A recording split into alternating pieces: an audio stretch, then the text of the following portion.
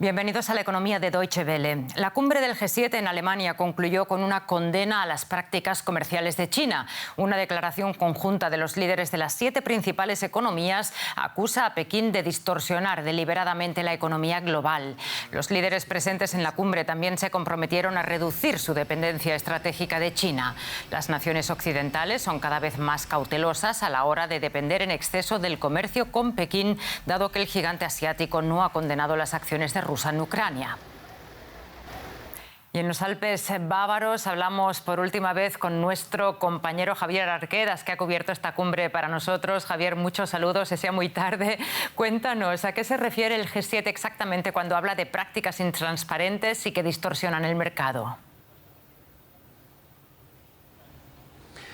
Bueno, Rosa, es ya común que en declaraciones conjuntas de cumbres como esta los detalles no sean demasiado específicos, pero las denuncias en contra de las prácticas comerciales de China no son nada nuevas. Ya sabemos que hablamos aquí, por ejemplo, de violaciones a la propiedad intelectual, algo que había generado enormes roces, por ejemplo, entre China y Estados Unidos ya anteriormente. También el control excesivo de las cadenas de producción, que en parte permite entonces prácticas como el trabajo infantil, algo que los países del G7 se han comprometido a eliminar también en cumbres anteriores. Y finalmente no podemos olvidar también las condiciones inequitativas según los países del G7 que tienen inversionistas extranjeros cuando invierten en China en relación con los inversionistas locales o con inversionistas chinos que invierten en los países del G7, algo que también se han propuesto equiparar. La pregunta, por supuesto, es qué tan difícil o fácil será hacer frente realmente a estas prácticas comerciales ante una China evidentemente cada vez más poderosa.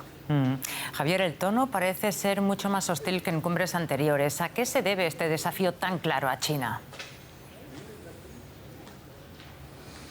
Bueno, un aspecto ya lo mencionábamos anteriormente, no podemos desligar el contexto geopolítico de los temas económicos. Está claro que los países del G7 han intentado presionar a China para que condene la guerra de Rusia contra Ucrania. En estos momentos China no solamente ha sido reticente a hacer este tipo de denuncias, sino que además es actualmente uno de los compradores principales del petróleo de Rusia, que se considera es una de las fuentes más importantes de financiamiento de la guerra en Ucrania, que el G7 intenta acabar. Así que este es un aspecto importantísimo. Pero también es cierto que China no es la misma que hasta hace unos años, cuando se consideraba que había una época de oro, si se quiere, en las relaciones entre China y Occidente. China se ha convertido en un país cada vez más autoritario, con una represión muy clara del Hong Kong democrático. Esto lo hemos observado. También hablábamos hasta hace unos años apenas, o hasta hace 2 años, mejor dicho, de una verdadera guerra comercial entre China y Estados Unidos. Todos ellos factores que han deteriorado las relaciones al punto que en la cumbre anterior del G20, recordemos, Xi Jinping ni siquiera estuvo allí de forma presencial, sino solamente de forma virtual, algo que probablemente no vaya a mejorar tampoco en los próximos años, Rosa. Bueno, los países del G7 dijeron también en esta cumbre que quieren invertir unos 600.000 millones de dólares en los países en desarrollo, especialmente en África. Una medida que apunta a contrarrestar el dominio de China en ese continente. Muchos países africanos están altamente endeudados con Pekín porque necesitan capital para ampliar sus infraestructuras y amortizar esas enormes deudas es una tarea compleja. Esta granja se encuentra en Kenia, el mayor productor de paltas de África. Estas están listas para su exportación, principalmente a Europa. Pero ahora en Kenia tienen la esperanza de conquistar también el mercado chino. China es un mercado creciente con una gran población. Un mercado tan grande que es difícil de satisfacer. Por eso los productores se sienten animados a seguir ampliando sus huertos. Pero aunque Kenia firmó un acuerdo de exportación con China a principios de año, aún no se registran ventas a gran escala. Pekín insiste en una estricta inspección de los procesos de producción y eso lleva tiempo. Los requisitos difieren. Para la Unión Europea no necesitamos inspeccionar el huerto, basta con la inspección de salida. Pero ahora para los chinos tenemos que inspeccionar el huerto, la sala de empaque y se necesita un sistema de fumigación. Sin embargo, Kenia necesita con urgencia aumentar sus exportaciones a China. El país ha obtenido de Pekín muchos créditos por miles de millones de dólares.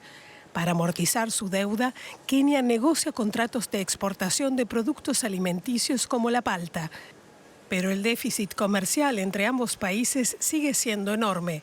China vende mucho más a Kenia de lo que importa de ella, una situación que se repite en muchos países de África. Echamos un vistazo a América Latina. En Argentina, la escasez de combustible ha provocado fuertes protestas en el sector del transporte de carga. La situación se viene agravando desde hace semanas y ya se ha extendido a prácticamente todas las provincias. Este martes, los camioneros cortaron uno de los principales accesos a la capital, Buenos Aires. Las protestas se vieron ensombrecidas por la muerte de un chofer de un camión que trató de sortear un piquete en la provincia de Buenos Aires. Según la Federación de los Empresarios del Transporte de Carga, el suministro es muy bajo o nulo en las 4 provincias más pobladas del país, incluida la capital. A ello se suma la fuerte alza de los precios del poco combustible que queda. Y hablamos ahora con nuestro compañero Alejandro Rebosio en Buenos Aires, que conoce de primera mano este conflicto. Alejandro, en abril de este año se produjeron bloqueos de carreteras por el mismo motivo, la escasez y el encarecimiento del combustible. Y parece que nada ha cambiado desde entonces. ¿Habrá negociaciones esta vez? Las negociaciones son muy complicadas porque los empresarios de transporte de cargas, incluidos los cuentapropistas, están divididos en 8 cámaras. De esas 8 cámaras, 4 están reconocidas oficialmente y mañana se sentarán en el Ministerio de Transporte de Argentina, que actúa como mediador ante las federaciones de agricultores. ¿Para qué? Para definir un aumento de la tarifa de transporte de granos, porque los transportistas dicen que se les ha encarecido el gasoil. Por eso, esta está la negociación en marcha, pero las otras 4 cámaras de transportistas no están incluidas en esa negociación, no están reconocidas oficialmente y son las que protagonizan los piquetes en alrededor de 60 distintos sitios de toda Argentina, y los que intentaron entrar hoy a Buenos Aires, la policía se lo impidió, pero están llevando adelante las protestas. Y ellos están reclamando no solo el aumento de la tarifa de transporte de granos, sino que se iguale en toda Argentina el precio del gasoil, y también piden flexibilizaciones en los controles técnicos de los camiones y la liberación de 2 camioneros detenidos en otras protestas recientes. Bueno, Alejandro, ¿y cómo pueden afectar estas protestas a la economía argentina?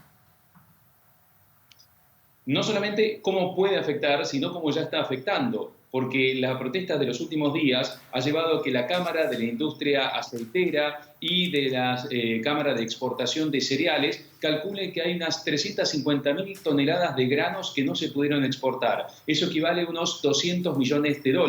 Es una cifra menor si uno lo compara con el total de exportaciones de todos los productos de Argentina, que el año pasado fueron $78.000 millones. Sin embargo, esto tiene un impacto. Ya la protesta de abril ha retrasado las exportaciones agrícolas en un país que sufre, un banco central que sufre una caída de las reservas y que sufre también la devaluación del peso, no en el mercado oficial, que está controlado, pero sí en el mercado paralelo, y eso directamente termina impactando en la inflación, que ya es del 60% del país. Además, no solamente se dificulta el transporte de granos, sino también de bienes necesarios para la industria, para el comercio, y también está el problema del abastecimiento de gasoil, que el país tiene que importar a un precio más elevado que el local.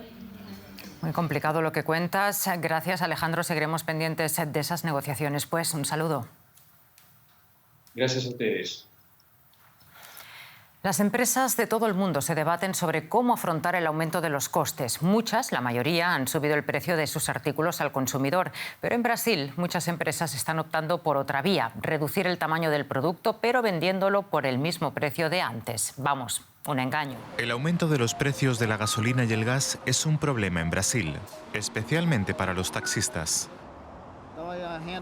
Mi sueldo sigue empeorando porque las tarifas se han mantenido. Por eso ahora recibo 70% menos. Los productos en los supermercados también se han encarecido. Y otros artículos se venden con menos contenido. Entre ellos se encuentran productos cotidianos como el cacao, el arroz, los fósforos y los dulces. Durante semanas, el economista Ulises Reis ha notado cómo cada vez más productos se están vendiendo al mismo precio, pero poseen menos contenido. En vez de subir los precios por la inflación, las empresas están reduciendo la cantidad de contenido en muchos productos. En el detergente, por ejemplo, en lugar de 1 kilo, de pronto ahora solo hay 800 gramos. En el caso de estas obleas, el peso ha disminuido casi un 38%. ¿Qué piensan los brasileños? Nuestros entrevistados están furiosos. La cantidad apenas se ve con las letras tan pequeñas, eso está mal. Así es como la industria gana. Es puro capitalismo. Es malo para los consumidores. Igual estamos comprando menos por la inflación. Ulises Reis pide que se proteja a los consumidores. Esos productos deberían ofrecerse en repisas separadas. De lo contrario, muy pocos notarán la diferencia de contenido. Según el economista, las personas con menores ingresos son las que menos lo notan. Es fácil no fijarnos en estas cosas. La reducción está escrita en letra pequeña y solo nos fijamos en el precio. El investigador también advierte sobre otros tipos de manipulación de productos durante periodos de inflación. Además de reducir el contenido, algunas empresas reducen la calidad de sus productos. Al café, por ejemplo, a veces se le agregan residuos vegetales o incluso pequeñas piedras.